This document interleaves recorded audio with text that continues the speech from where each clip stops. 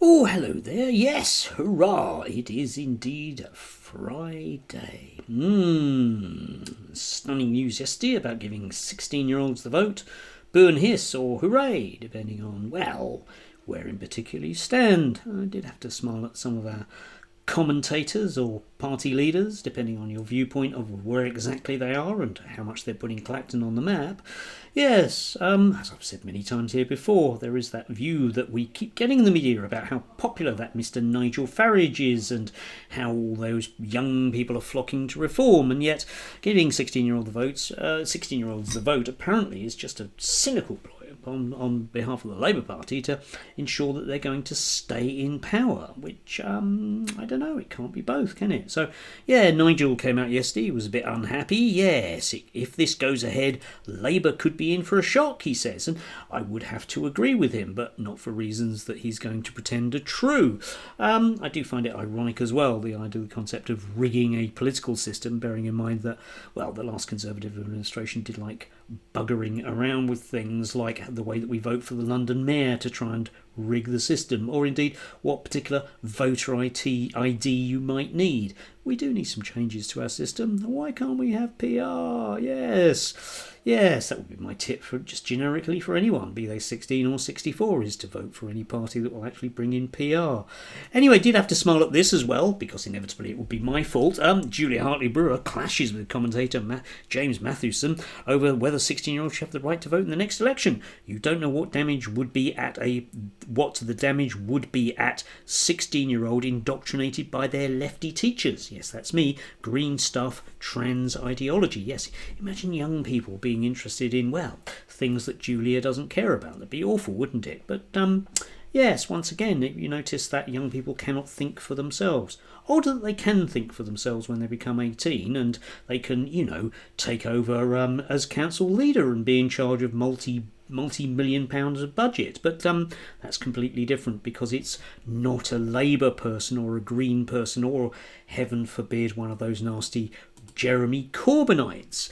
And I'm sorry, but the data just doesn't follow any of this sort of thing. I was thinking yesterday about this whole thing all young people are being told that they need to be left-wing by their teachers and they just believe all of it and that's why they're left-wing. But I seem to recall growing up that, young people were left-wing then and, when I was born, young people were left-wing then and you can go back through time, if you like, effectively, but I don't really think we've had many times, I don't know if since the 1900s, certainly when young people have been anything other than left-wing. So don't really think that one stacks up as well. But yeah, we do get this thing about how popular Nigel Farage and Reform are and the way that they're just going to sweep through everything. But it's just simply a rather crass narrative that has no real basis. Yes, Nigel might well get loads of views on TikTok, but that isn't young people looking at him, is it?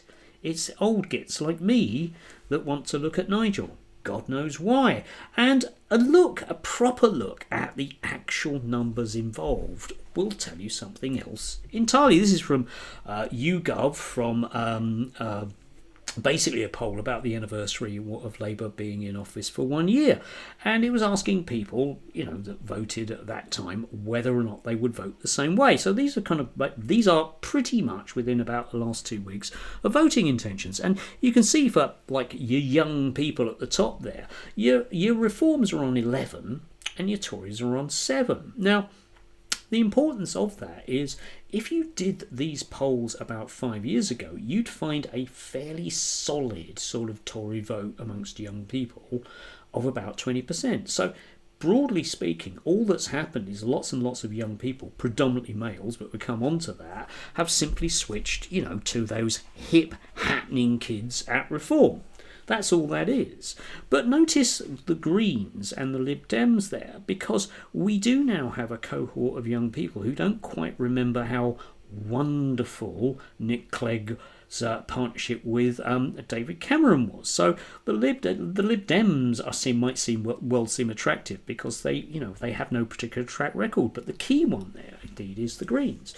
If you were to get a new party on the left, when we get a new party on the left, it's very likely that they will go into various electoral pacts with the Greens, and the Greens are likely to soak up quite a lot of seats. And the issue here is not so much about whether or not young people are going to vote Labour, but that they might vote even more dangerously, which will upset the apple cart, because of course we can't have PR in this country, because we can't have a major political party, be it Labour or the Conservatives or the Reform, being subjected to the actual will of the people type thing, because then we wouldn't be able to get the tax cuts in. And ultimately that's what this stuff is always about. And, I would argue that the canary, so to speak, in the coal mine about that is voting intentions in terms of young people between males and females.